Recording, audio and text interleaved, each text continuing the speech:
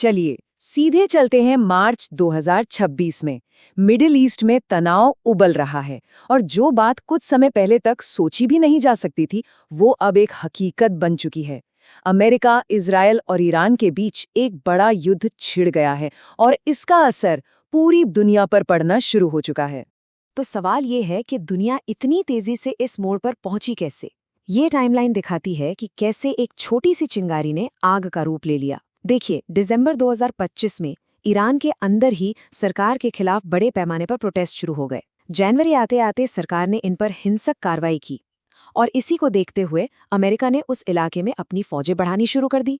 फरवरी में जब बातचीत के सारे रास्ते बंद हो गए और अमेरिका ने अपना दूसरा एयरक्राफ्ट कैरियर भी तैनात कर दिया, तो ये लगभग तय हो गया था कि अब जंग होकर रहेगी। और फिर 28 फरवरी को अमेरिका और इजरायल ने हमले शुरू कर दिए। मार्च तक तो ईरान के सुप्रीम लीडर के मारे जाने की भी पुष्टि हो गई और दुनिया का सबसे अहम समुद्री रास्ता स्ट्रेट ऑफ हॉर्मुज बंद कर दिया गया। मतलब कुछ ही हफ्तों में पूरा इलाका एक वॉर जोन में तब्दील हो गया। तो इस विस्फोटक माहौल को भड़काया किसने? चलिए थोड़ा और गहराई में चलते हैं ये समझने के लिए कि इस आग की जड़ें कहाँ थी। वो कौन सी अंदरूनी हलचल थी जिसने इस बड़े टकराव को जन्म दिया? देखिए, ये कोई छोटे मोटे प्रदर्शन नहीं थे। ये एक राष्ट्रव्यापी आंदोलन था जो 100 से ज्यादा शहरों में फैल गया था और लोग सीधे सीधे सत्ता बदलने की मांग कर रहे थे। लोगों का गुस्सा खराब होती इकोनॉमी, गिरती हुई करेंसी और आसमान छूती महंगाई की वजह से उबल रहा था। सरकार की जो जवाबी कार्रवाई थी वो बहुत ही क्रूर थी। अब ये जो आंकड़ा आप देख रहे हैं ये सच में होश उड़ाने वाला है। अमेरिकी प्रेसिडेंट और यहाँ तक कि ईरान के ही कुछ अधिकारियों के मुताबिक इस क्रैकडाउन में 32,000 से ज्यादा लोग मारे गए थे। प्रदर्शनकारियों पर असली गोलियां चलाई गईं, हजारों लोगों को गिरफ्तार किया गया और इसकी पूरी दुनिया में निंदा हुई। इसी माहौल में अमेरिका एक डबल गेम खेल रहा था। एक तरफ प्रेसिडेंट ट्रंप खुलेआम ऐसी धमकियां दे रहे थे और दो एयरक्राफ्ट कैरियर के साथ एक बड़ी मिलिट्री फोर्स इकट्ठी कर रहे थे। वहीं दूसरी तरफ पर्दे के पीछे एक नई न्यूक्लियर डील के लिए डिप्लोमैटिक दबाव भी बना रहे थे। मैसेज बिल्कुल साफ था, या तो सौदा करो या फिर अंजाम भुगतने के लिए तैयार रहो। तो जब बातचीत के सारे रास्ते बंद हो गए तो फिर एक्शन का टाइम आया। अमेरिका और इजराइल ने मिलकर एक मिलिट्री ऑपरेशन शुरू किया। चलिए जरा इनकी स्ट्रैटेजी को समझते हैं। इस मिलिट्री एक्शन को ऑफिशियल नाम दिया गया ऑपरेशन एपिक फ्यूरी और इसका मकसद बिल्कुल साफ था, ईरान की लड़ने की ताकत और जवाबी हमला करने की उसकी क्षमता को जड़ से ही खत्म कर देना। ये कोई अंधाधुंध हमला नहीं था, बल्कि एक बहुत ही सोची समझी 2 फेज वाली स्ट्रैटेजी थी। पहला फेज था आसमान पर कब्जा करना, यानी ईरान के एयर डिफेंस सिस्टम को बेकार कर देना। और एक बार जब आसमान साफ हो गया तो दूसरा फेज शुरू हुआ, सीधे ईरान की हथियार बनाने की फैक्ट्रीज पर हमला करना।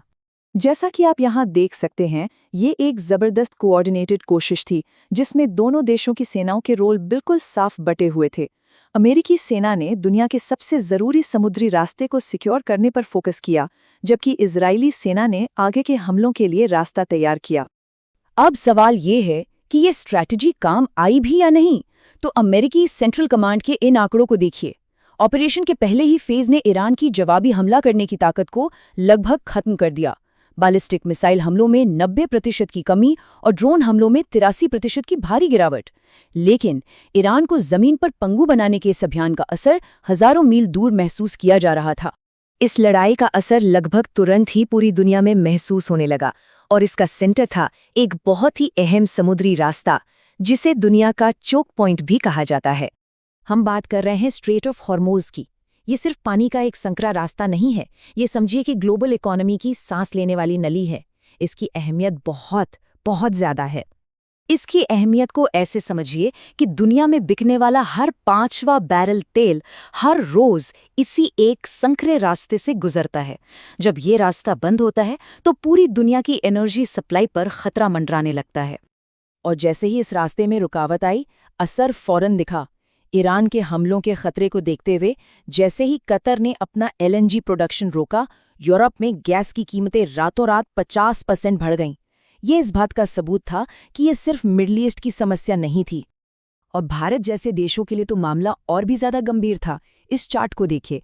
भारत का करीब करीब आधा कच्चा तेल, आधे से ज्यादा LNG और 80% से भी ज्यादा कुकिंग गैस यानी LPG इसी स्ट्रेट ऑफ हॉर्मोज से होकर आती है। मतलब ट्रांसपोर्ट के ईंधन से लेकर करोड़ों घरों में जलने वाले चूल्हे तक हर चीज पर सीधा असर। तो जब ईरान पर यह सब हो रहा था तो दुनिया की नजरें थीं उसके दो बड़े साथियों पर, रूस और चीन। उन्होंने जो किया और जो नहीं किया वो बहुत कुछ कहता है। सऊदी अरब का ये बयान उस वक्त की जियोपॉलिटिकल सच्चाई को एक लाइन में कह देता है। मतलब दोस्ती अपनी जगह और देश का फायदा अपनी जगह। ये टेबल देखिए, इसमें कथनी और करनी का फर्क साफ दिखता है। पब्लिक में तो रूस और चीन दोनों ने ही हमलों की निंदा की, लेकिन असल में दोनों ने ही कोई मिलिट्री मदद नहीं भेजी। रूस तो बढ़ी हुई तेल की कीमतों से चुपचाप अपना फायदा उठा रहा था और चीन अपनी एनर्जी सप्लाई को लेकर ईरान पर ही दबाव बना रहा था कि वो समुद्री रास्ता खुला रखे। मतलब साफ था, उनके लिए अपना नेशनल इंटरेस्ट किसी भी दोस्ती से ऊपर था। तो जब एक बड़ी ताकत पर हमला हो, दुनिया भर के बाजार हिल जाएं और पुराने दोस्त भी साथ छोड़ दें, तो एक ही सवाल सबके दिमाग में आता है। यही वो डर था जो हर किसी के मन में था। क्या ये टकराव एक ग्लोबल तबाही की शुरुआत है? देखिए, एक्सपर्ट्स के मुताबिक भविष्य के लिए कई रास्ते मुमकिन थे। बेस्ट केस ये था कि ईरान में जल्दी से सत्ता बदल जाए और शांति हो जाए। लेकिन बाकी सारे रास्ते बहुत डरावने थे, जैसे एक नया टैंकर वॉर जिसमें अमेरिकी नेवी को तेल के जहाज़ों को सिक्योरिटी देनी पड़े, ग्लोबल टेररिज्म का बढ़ना और सबसे बुरा, एक ऐसी जंग जो ज़मीन तक फैल जाए और पूरे इलाके को दशकों तक बर्बाद कर दे। और यहीं पर हम इस आखिरी सवाल पर आकर रुकते हैं। हो सकता है ये जंग दुनिया के एक कोने में लड़ी जा रही हो, लेकिन क्या इसके नतीजे ग्लोबल नहीं हैं? एनर्जी की बढ़ती कीमतों से लेकर सप्लाई चेन के टूटने तक इस एक जंग की लहरें दुनिया के हर कोने तक पहुंच रही हैं। ये हमें याद दिलाता है कि आज की इस कनेक्टेड दुनिया में कोई भी लड़ाई सिर्फ लोकल नहीं रहती,